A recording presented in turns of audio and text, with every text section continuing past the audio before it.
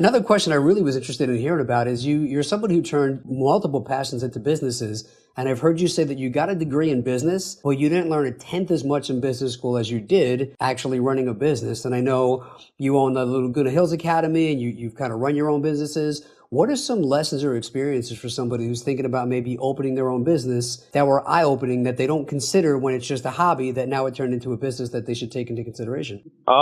Listen, man, I went to Loyola School of Business Administration, but I learned way more from the school of Renzo Gracie.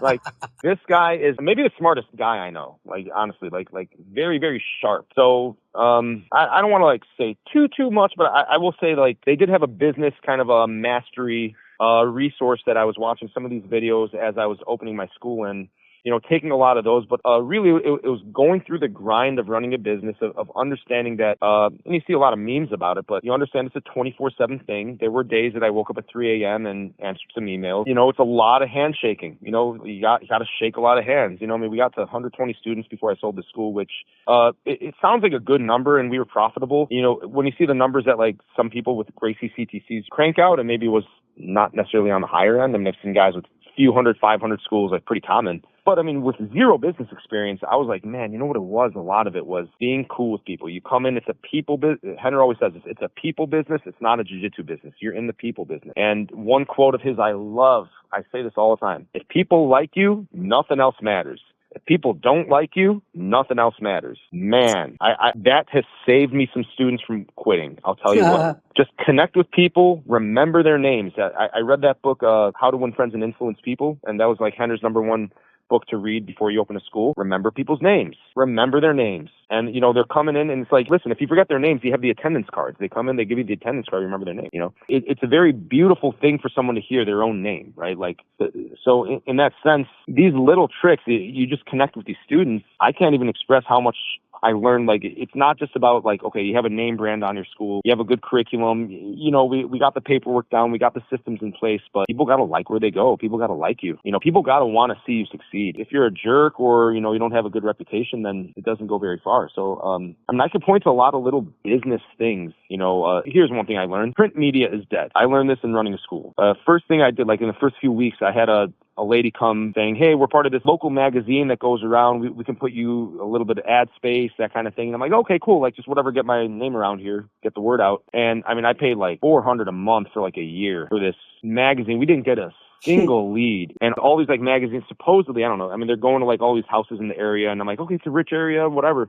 We didn't get a single lead from this like print media stuff because it was so impersonal. You just have a little ad saying self-defense jiu-jitsu, tried to dress it up a bit, some pictures, but it doesn't get people excited. I mean, if people hear you on a podcast or if people hear about you through a friend or something like a real emotional plea, like their kid just got beat up and like, man, they need something and you talk around, then yeah, you might get, that person in. But we got way more traction off like a cheesy TikTok ad than I did off that freaking magazine, because TikTok, young people were watching TikTok. So we put out a little TikTok ad, man, we were getting traction off that. I'm like, print media is dead.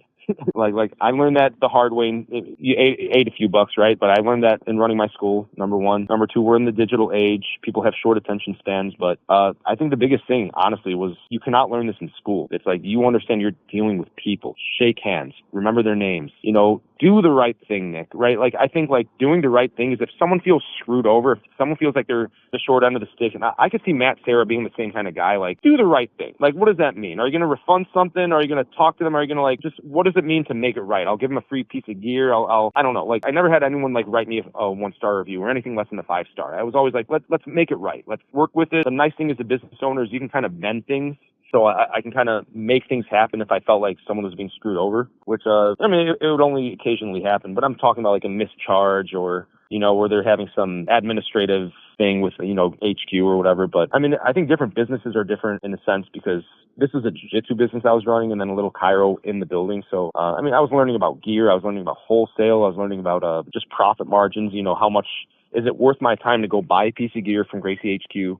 We mark it up, we buy it at 50% wholesale, right? And we mark it up. And then, you can knock off 10, 20% and still make a profit off it. That's fine. But at what point are you going to knock money off and say, was it even worth it for me to go get that piece of gear and have it shipped over here and, take the time to hang it up and take the time to, blast it out and little things like that. And I'm like, part of the reason I sold my business was like, my time is kind of better spent. And I don't like managing inventory. The nice thing with, chiropractic was I could see a chiro patient and that's it.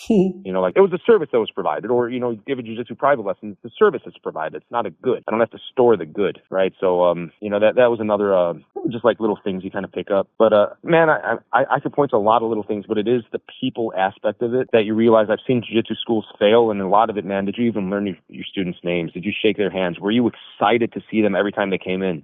Did you give a nickname to every one of my students? Like the students, they'd come in and I'd almost like start my own like little chant for different students. Like, there he is. Yeah. You know what I mean? Like, you just want to feel like a place like your home. Like, this is my place. These are my people. Like what gets you excited to go to Sarah's or somewhere else? It's like, the atmosphere, the vibe. Yeah, one thing I wish I did at Gracie Laguna Hills was hang up more cool stuff on the walls. I started to get the hang of this like near the end. Like people like to come in. They want to see Hoist Gracie kicking, chemo or whatever. They want to see a sick, you want to see artwork. You want to see cool Alio Gracie like hand painting. You want to see like pictures of me training with this guy, that guy. It's cool. It gets you involved. It gets you excited. You see a picture of Matt Serra fighting in the UFC. You walk into the school first day, you're going to be like, oh crap, that's cool, And I think like day one, since Gracie University, they have such a big name, they have such a big presence, but they don't have stuff on the walls as I'm explaining. It's a much more straight, very, very like pristine kind of academy. I kind of took from their book in the beginning and realized, you know what? The nice thing about having my own school, I can have my own pictures up. I can have my own feel to it. And one school I would highly recommend, if you ever get a chance to go out to Apple Valley, go train with Johnny Vasquez. Not Javier Vasquez, he's a different guy. Johnny Vasquez. He just got his black belt from the Gracies. He's got over 1,000 students at his gym.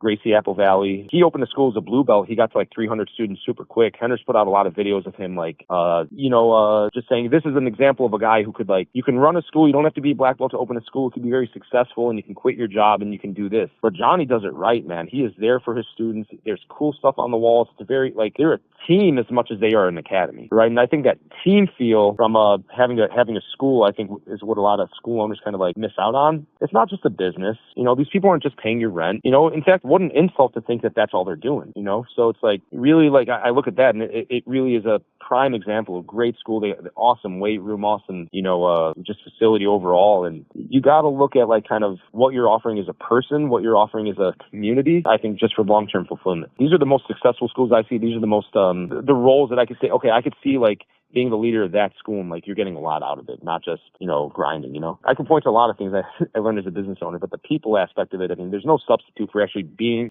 shaking hands, kissing babies kind of thing,